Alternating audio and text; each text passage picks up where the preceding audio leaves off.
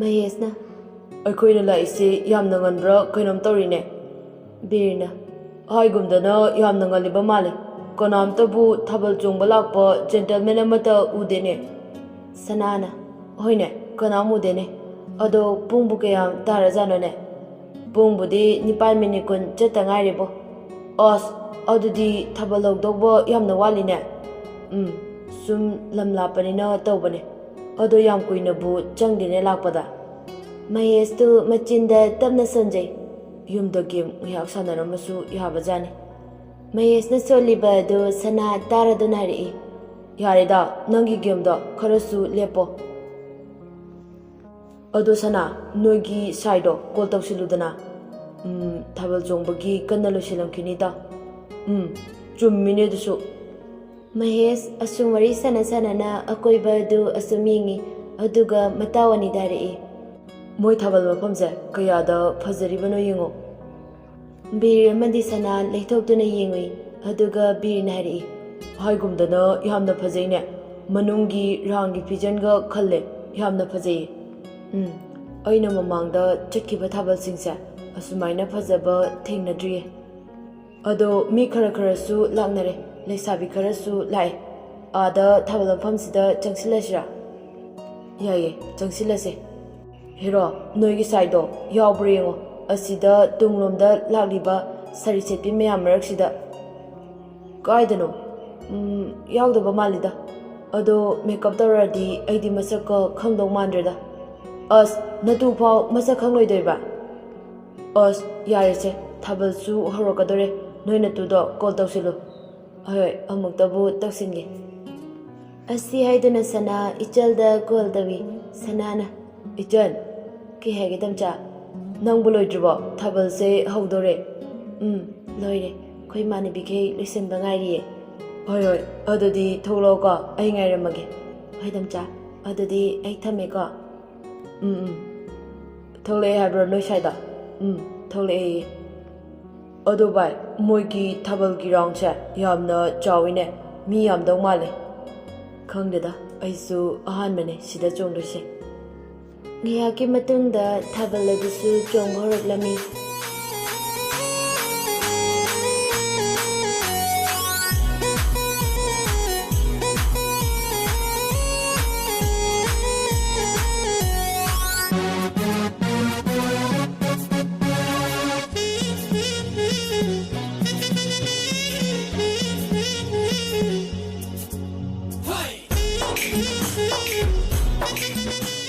Sana ichanbu yengje adubu udabaduda sana ichalda call dawri.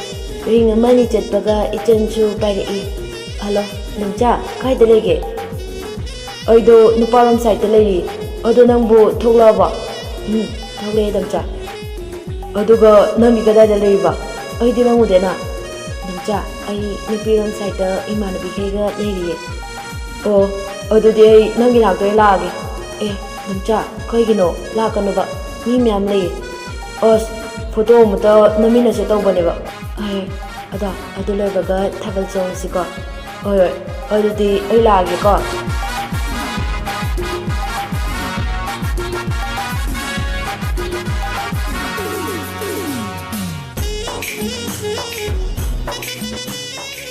Ngasidi chan tasengna ningthijana phajai.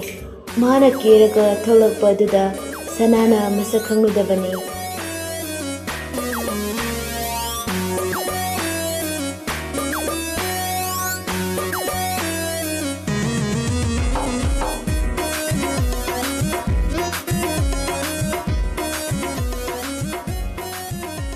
Asumna sana amadi mamanabani duga nupirom saita lagnami.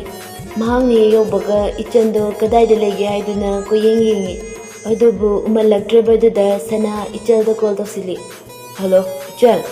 Hau, taye damcha laba. ꯂꯥꯛꯑꯦ.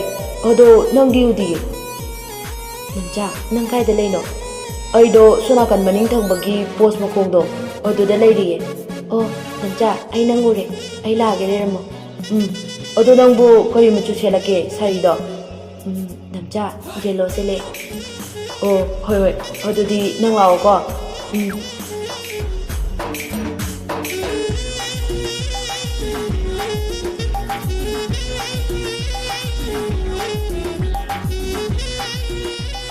Sana noigi saidubu thoklani haibra thoklani hai mana ai uredi hai ado aina di maude ada kuina di leigumsi ko ada jelo sepi ma tholai sira nateda mamana biga thoklakani haibani Sana asi malida matom tholai se nateda asidi yamna manadre ichenga Tasingbadi ichando yamna ningthijana fajana keraga tholakpaduda sanana masak khangludabani maramdi sanana ichansi unaba numit khudingi nongmata makeup tarakte aduna mana masak khangdabani ichanna changsilaga sanada damcha how sanadu ikhang khangla khumnai ichanna kai mathen charake iro machare odo nangi ngasi saksidi Kupazado, aidi nanga khangludre. Kaino, ngasidi nang yamna ole, nang aigi ichandurane. Is ai fawba masak khangbideba phare phare nang aikoi lekai gi masak pajabi lesabi singja ubada namita nghauri boiramnine nakaldagi mahesna phajilai Aidi ichan thoklei na haibane, aduda mana na tayari ne. Dames mado ai faw kauri neba lesabi masak pajabi myamsa ubadorami Natida, oh, Parisiala, Tabaloina, Jomorese.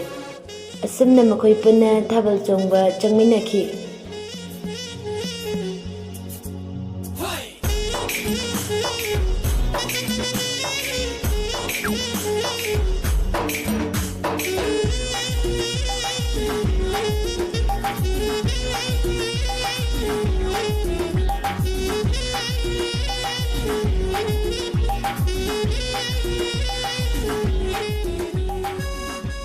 Malem asida khangnariba nupa nupi khudingmak mi atopagi mamitta thijarabasu khangnariba nidugi mamittadi lairemba lairenbini nungshibabasi sakna lepa yade thamoidagi farakpa asengba nungsibadini sana amadi ichanna tauribasi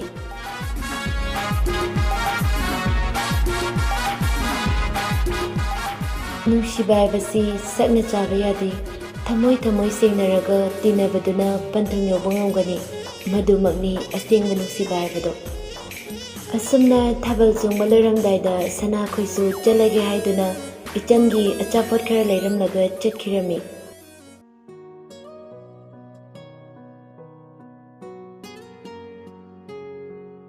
makhoi yum halakna wari sanari Mahesna Sana, noi chanche kamaina khangnakrinoba Yam nungsiba warinida noi tabada noktum nokani Kamaina noba hairowane Mi sana hoidi nupi masu fajaba ma koikre Ekoidi amata fangde athibasu fajabasu amate fangde Nangdi kadaidagi fanglaninge nupa khara kharasu malalune thabalga khara chalune adoredi fangni ko aduna pharadra khangdebo adu sana kamaina no hairoba kamaina thengnakrinoba Yamnadi sangi he Sanglasu yum yogdrifau sidadi loinidana hoi adubadi ada sumdaubanida Asi haraga wari adu libauri Sana third semester tamba matamni nongma ichangi mamanabi malakobi nupi amaga hana aiga thengnarami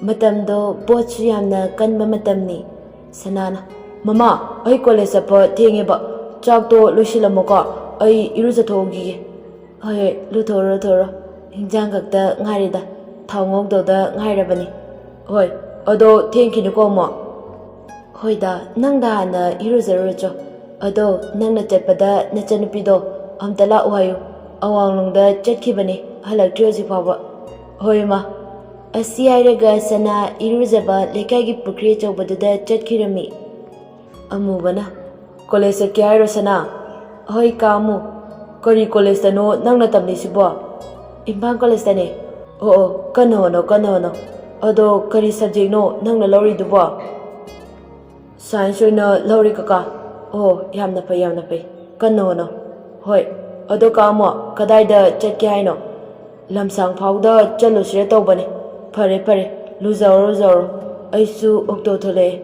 chalo kige Hoi kamo Asumna Sana chak ising chaba loiraduna Sana nanglaroi khanduna gari tongi aduga college tamna yamna thuna chatkirami. Adubu mana college yobadadi pung 8 minute kunmuk taramki aduna class oromki. Sanana class angamdaida. May I come in, May Maduna? Yes, come in. Sana karamba bench da famsige haiduna koyeng yengi. Tanja duda mamanaba atomba kauba mana tapna chiro daraga kaurei. Sana, sida lao. Aiko sida loina leire. Sana su tapna changai. Au, jongshilo kara. Thingi na ngasida. Kaigi thingai no. As iruzaringai chak charingai adum thinki beta. Ado ngasi practical tawni habra. Haibagum tawbane. Ado mem ningle. Horena sanarase. Asumna Sana amadi mahaki mamanabasinga class yauminare. Class loriba matungda Sana mamanabasingduga thoklangmine. Sanana. Ita, yengone. Asidagi nupisa phajadra. Atombana. Phajaye adum. Adubu mapu palamani bo. Nakandagi jayentana hairi. Adubudi housing matamsidabu mapu palamoidese. Tu asida phamniba nupisingse moidi palamoy. Chummine. Adoita khangdreda kuina single oiradoribra kainom tawri. As noi sai ekhoiramdaidudi. As madine atopa ma koilerameda. Phone paidi na tawraga phone ama leirena. Machina hairi aduga number piyu yade. Adugadi toknarasi kaina machigi number dagi hariba. Dasani pura. Nangi laibak sisuba yaye. Tanja aduda tunglomdagi Sana kauba nupa amakakna changsilaktuna harii. Sanana, itausing phamlamme class ka yauraidra. Sanana, yaudre class of laye. Ado ita botsu kuidre. Ado khara amta chen chong tominasiko. Ado kanana leptono itauna leptoira. Os leptoine aina mathangda. Ada mingsumane aduna khara amta punsiko. Atombana. Hoi, tautharaga loire ke noita. Ada bai, Sana, tu adagi nupise phajadra. As Sana nangsimako lepkadaba mada lepte. Asimu pamleiraba. Pamanatida sum laitawe habanida. Aikoi tau Sana se single loibade nupi yamna yengkreda. Asumna makoi punna harau-harauna wari sanaringaiduda bel daraklami. Bel tabadagi makoi punna class da changminari. Class ege ubaga jayentana. Sana, asida phamnibase yengone nangna haibado natra. Kadaidano? Tu, third bench da phamnise. Tu. Mane. Asidi yamna phajaye. Kai lamdei oijana. Mamingbu khangingkreda. Nakandagi yengbadadi yamna phajay. Ado full yengbadadi khangdeko thiramadi. Nakandagi atombana harii. Koino noyanina yengludubo.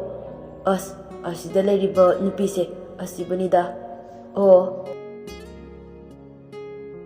Asumna class loireba matungda makoina class manungda yengkiba nupi adugi matung inaraklami. Aduga Sanana.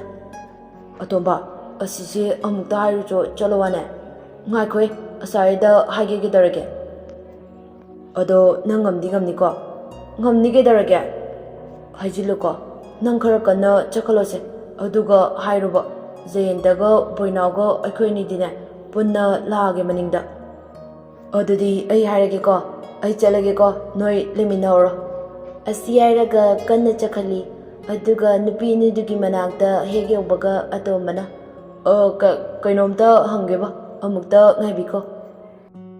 Nupi anidu adum kana chatli wadi kairisu kumakte atombana makadana hangai. Kaiming kauge. Nupi mana Lakshmi kawe. Ado kailamdaino. Kontauzamdagine. Ado nang number do amta pirauna. Ai phone paidi. Asingbai paidabrane. Hoi, paidi. Fare. Adudi ai lerageko. Asi hairaga lehawi. Sana atombagi manakta kana chinsilaga hairi. Kuidarage. Kai hainakrage. Daw yadeda nang. Kaige. Ado maming lefamdi hangauraba. Maming budine Lakshmi hai. ꯑꯗꯨꯒ ꯂꯩꯐꯝꯗꯤ ꯀꯣꯟꯊꯧꯖꯝꯗꯒꯤꯅꯤ꯫ Okay, ꯁꯤ ꯑꯣꯏꯔꯗꯤ ꯌꯥꯔꯦ꯫ ꯑꯗꯣ class ꯂꯣꯏꯔꯕꯅꯤꯅ ꯌꯨꯝꯗ ꯍꯟꯅꯕ ꯇꯧꯔꯁꯤꯅꯦ꯫ ꯑꯁꯨꯝꯅ ꯃꯈꯣꯏ ꯃꯔꯤ ꯃꯌꯨꯝꯗ ꯍꯟꯅꯔꯛꯂꯝꯃꯤ꯫ ꯁꯅꯥ ꯌꯨꯝ ꯌꯧꯔꯗꯨꯅ ꯃꯃꯥ! ꯑꯣ ꯃꯃꯥꯎ! ꯀꯩꯗꯧꯔꯒꯦ ꯅꯥꯎꯆꯥ? ꯃꯃꯥ, ꯑꯩꯈꯣꯏ ꯏꯆꯟꯗꯤ? ꯑꯩ ꯆꯔꯥ ꯋꯥꯅꯤꯡꯉꯥꯏ ꯆꯥꯛ ꯂꯩꯍꯧꯕ꯭ꯔꯥ? ꯂꯩꯍꯧꯕꯅꯦ꯫ ꯆꯥꯔꯨꯔꯣ꯫ ꯍꯣꯏ ꯃꯥ꯫ ꯃꯇꯝꯒꯤ ꯈꯣꯡꯆꯠꯅ ꯈꯥꯡꯕ ꯉꯝꯗ ꯂꯦꯞꯄ ꯂꯩꯇꯅ ꯀꯟꯅ ꯆꯠꯂꯤ꯫ ꯑꯁꯨꯝꯅ ꯀꯣꯂꯦꯖꯀꯤ ꯕꯣꯔꯗꯀꯤ ꯃꯇꯝꯁꯨ ꯅꯛꯁꯤꯜꯂꯛꯂꯝꯃꯤ꯫ ꯁꯅꯥ ꯑꯃꯗꯤ ꯃꯔꯨꯞꯁꯤꯡꯗꯨ ꯎꯈꯥ ꯑꯃꯒꯤ ꯃꯈꯥꯗ ꯄꯨꯟꯅ ꯐꯝꯗꯨꯅ ꯂꯩ꯫ ꯇꯟꯖꯥ ꯑꯗꯨꯗ ꯁꯅꯥꯅ, ꯏꯇꯥꯎ, ꯑꯁꯤꯗ ꯅꯣꯠꯕꯨꯛ ꯑꯃ ꯄꯥꯏꯔꯒ ꯄꯦꯟ ꯑꯃ ꯄꯥꯏꯔꯒ ꯃꯤꯉꯣꯟꯗ ꯅꯝꯕꯔ ꯄꯤꯔꯤꯕ ꯅꯨꯄꯤꯁꯦ, ꯐꯨꯔꯤꯠ ꯋꯥꯏꯠ ꯂꯤꯠꯄꯁꯦ ꯑꯗꯨꯝ ꯐꯖꯗ꯭ꯔꯅꯦ? ꯖꯌꯦꯟꯇꯁꯨ ꯑꯣꯟꯊꯣꯛꯑꯒ, ꯐꯖꯩꯅꯦ ꯑꯗꯨꯝ, ꯌꯥꯏꯅꯦ ꯏꯇꯥꯎ꯫ ꯑꯇꯣꯝꯕꯅ, ꯑꯁꯤ ꯑꯃꯨꯛ ꯄꯥꯝꯂꯛꯑꯕꯣ? ꯁꯅꯥꯅ, ꯍꯥꯏꯕꯤꯒꯦ ꯍꯥꯏꯔꯣ? ꯉꯝꯗ꯭ꯔꯦ꯫ ꯑꯗꯣ ꯅꯪ ꯃꯥꯒꯤ ꯃꯃꯤꯡ ꯈꯪꯕ꯭ꯔꯣꯕ? ꯀꯥꯏꯗꯩꯅꯣ, ꯈꯪꯗꯦꯗ꯫ ꯇꯟꯖꯥ ꯑꯗꯨꯗ ꯁꯅꯥꯁꯨ ꯑꯃꯨꯛ ꯂꯥꯛꯂꯝꯃꯤ꯫ ꯁꯅꯥꯅ, ꯏꯇꯥꯎꯁꯤꯡ ꯐꯝꯃꯝꯃꯤꯔꯣ? ꯍꯣꯏ ꯏꯇꯥꯎ꯫ ꯑꯗꯣ ꯏꯇꯥꯎ, ꯑꯩ ꯀꯩꯅꯣꯝꯇ ꯍꯪꯒꯦꯅ꯫ ꯀꯩꯅꯣ ꯍꯥꯏꯔꯣ? ꯑꯁꯤꯗ ꯅꯣꯠꯕꯨꯛ ꯄꯥꯏꯔꯤꯕ ꯅꯨꯄꯤꯁꯦ, ꯐꯨꯔꯤꯠ ꯋꯥꯏꯠ ꯂꯤꯠꯄꯤꯁꯦ ꯃꯃꯤꯡ ꯈꯪꯕ꯭ꯔꯣ? ꯑꯣ, ꯅꯪ ꯑꯁꯤ ꯑꯃꯨꯛ ꯄꯥꯝꯂꯛꯏꯔꯕ? ꯄꯥꯝꯗꯦꯗ, ꯑꯗ ꯁꯨꯝ ꯈꯪꯕ꯭ꯔꯣꯅ ꯍꯪꯕꯅꯦ ꯃꯃꯤꯡꯗꯣ꯫ ꯈꯪꯉꯦ꯫ ꯑꯁꯤ ꯑꯩꯈꯣꯏꯒꯤ ꯀꯥꯡꯕꯨꯅꯦ, ꯃꯃꯤꯡꯅ ꯂꯥꯏꯖ ꯀꯧꯕꯅꯦ꯫ ꯑꯣꯀꯦ ꯏꯇꯥꯎ꯫ ꯇꯟꯖꯥ ꯑꯗꯨꯗ ꯂꯥꯏꯖ ꯑꯃꯗꯤ ꯃꯈꯣꯏꯒꯤ ꯀꯥꯡꯕꯨꯁꯤꯡ ꯑꯗꯨ ꯁꯅꯥꯒꯤ ꯃꯅꯥꯛꯇ ꯌꯧꯁꯤꯜꯂꯛꯂꯝꯃꯤ꯫ ꯂꯥꯏꯖꯅ, ꯗꯗꯥꯁꯤꯡꯒꯤ ꯐꯣꯟ ꯅꯝꯕꯔꯗ ꯑꯃꯃꯝꯇ ꯏꯕꯤꯌꯨꯕ ꯅꯣꯠꯕꯨꯛꯁꯤꯗ꯫ ꯍꯣꯏ, ꯑꯗꯣ ꯀꯩꯒꯤꯅꯣ? ꯗꯗꯥ, ꯑꯩꯈꯣꯏ ꯏꯃꯥꯟꯅꯕꯤ ꯃꯂꯦꯝꯉꯥꯟꯕꯤꯒꯤꯅꯦ꯫ ꯗꯗꯥ ꯍꯣꯏꯅ ꯁꯞꯄꯣꯔꯠ ꯇꯧꯕꯤꯌꯨꯀꯣ꯫ ꯇꯧꯊꯔꯒ ꯂꯣꯏꯔꯦ ꯀꯩꯅꯣ꯫ ꯑꯗꯣ ꯐꯣꯟ ꯅꯝꯕꯔꯁꯤꯅ ꯀꯩꯗꯧꯗꯣꯏꯅꯣ? ꯐꯣꯟ ꯅꯝꯕꯔꯁꯤꯅꯅꯦ, ꯍꯣꯔꯦꯟ ꯋꯥꯆꯞ ꯒ꯭ꯔꯨꯞ ꯁꯦꯝꯂꯛꯇꯣꯏꯅꯦ꯫ ꯑꯣ, ꯁꯦ, ꯑꯩꯈꯣꯏ ꯂꯣꯏꯅ ꯑꯩꯈꯣꯏ ꯃꯔꯤꯒꯤ ꯏꯔꯕꯅꯦ꯫ ꯌꯥꯝ ꯅꯨꯡꯉꯥꯏꯖꯔꯦ꯫ ꯑꯗꯨꯗꯤ ꯑꯩꯈꯣই ꯑꯃꯨꯛ ꯆꯠꯂꯨꯈꯤꯒꯦ꯫ ꯗꯗꯥ ꯍꯣꯏ ꯐꯝꯕꯤꯌꯣꯀꯣ꯫ ꯍꯣꯏ꯫ ꯅꯨꯃꯤꯗꯥꯡꯒꯤ ꯃꯇꯝꯅꯤ꯫ ꯒꯤꯇꯥꯅ, ꯅꯥꯎꯆꯥ, ꯆꯥꯛ ꯊꯤꯔꯦ, ꯕꯕꯥꯁꯨ ꯀꯧꯔꯛꯑꯣ ꯂꯥꯛꯑꯣ꯫ ꯍꯣꯏ ꯃꯥ꯫ ꯁꯅꯥ ꯃꯄꯥ ꯀꯧꯕ ꯆꯪꯂꯛꯑꯝꯃꯤ ꯃꯄꯥꯒꯤ ꯀꯥꯗ꯫ ꯕꯕꯥ, ꯆꯥꯛ ꯆꯥꯔꯨꯁꯤ ꯂꯥꯛꯑꯣ꯫ ꯍꯣꯏ꯫ ꯑꯁꯨꯝꯅ ꯃꯄꯥ ꯃꯆꯥ ꯆꯥꯛ ꯆꯥꯕ ꯆꯪꯃꯤꯟꯅꯔꯛꯑꯝꯃꯤ꯫ ꯒꯤꯇꯥꯅ, ꯁꯦ, ꯅꯄꯥ ꯅꯆꯥ ꯄꯨꯂꯞ ꯄꯨꯜꯂꯣꯀꯣ꯫ ꯍꯣꯏ ꯃꯥ꯫ ꯑꯗꯣ ꯀꯔꯤ ꯃꯊꯦꯜꯅꯣ ꯉꯁꯤꯒꯤꯗꯤ?